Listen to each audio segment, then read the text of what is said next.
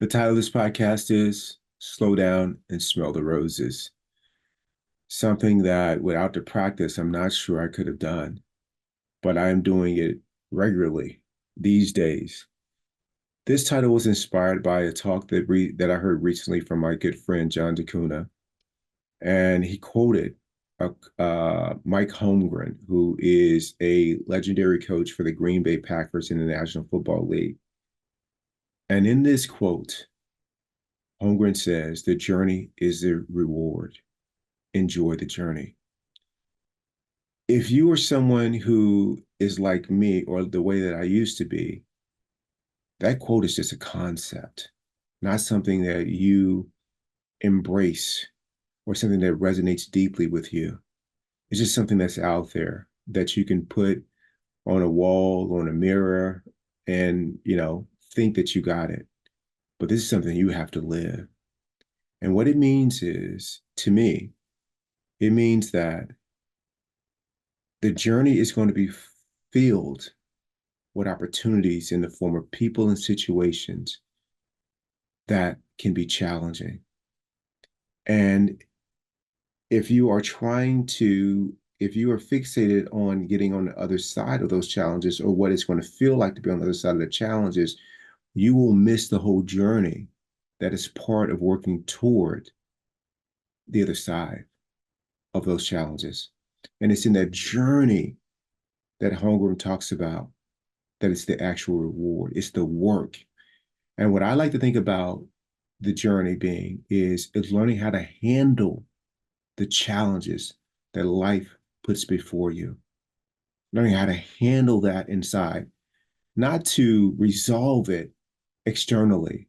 Like, so for example, you lose your job or you aspire for a certain career, a position, or something like that, or it is a health situation or goal that you have. Let's say running a marathon.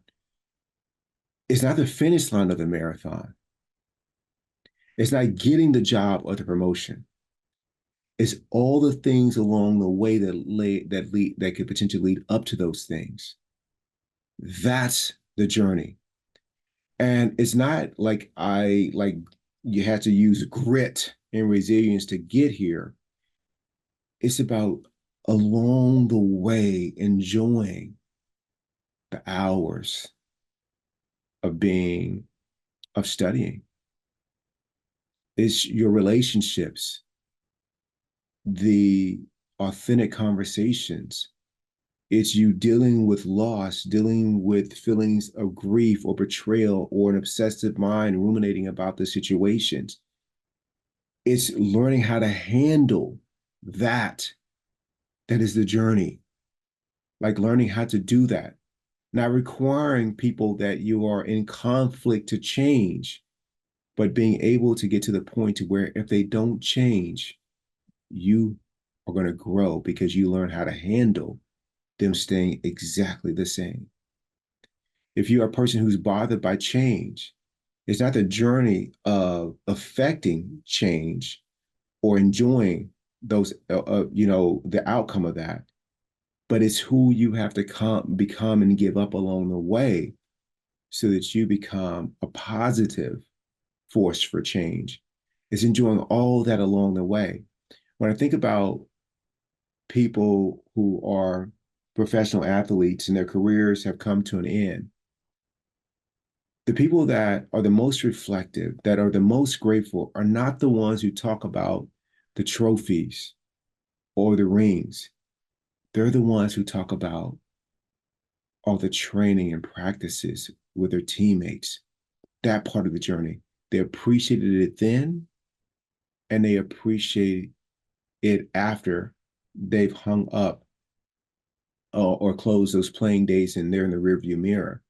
And those are the same people that while they may not be doing it on a professional stage, they're still doing a lot of aspects of it in their lives now with their family and with their friends and their relationships. They're still doing it. My friend John DeCuna, who I began this podcast with, he loves like pouring over research after he's finished a surgery or leading up to a surgery. That's part of the journey for him. Like he loves that. Other people about let me find the answer to this. He enjoys the rigor that it takes to get to the answer. And how do you know? Because he loves teaching it. He loves teaching other people how to do it. And he started that really early on in his career. He had some great fortune, met some great mentors who instilled that in him. And he's imparted it on to me. And so I share this with you that if you want to smell the roses, and the roses are the present moment that is unfolding in front of you, one after another. If you want to smell the roses, then you want to be dedicated and committed to learning how to enjoy the journey because it is the reward. It's not the trophy. It's not the spouse.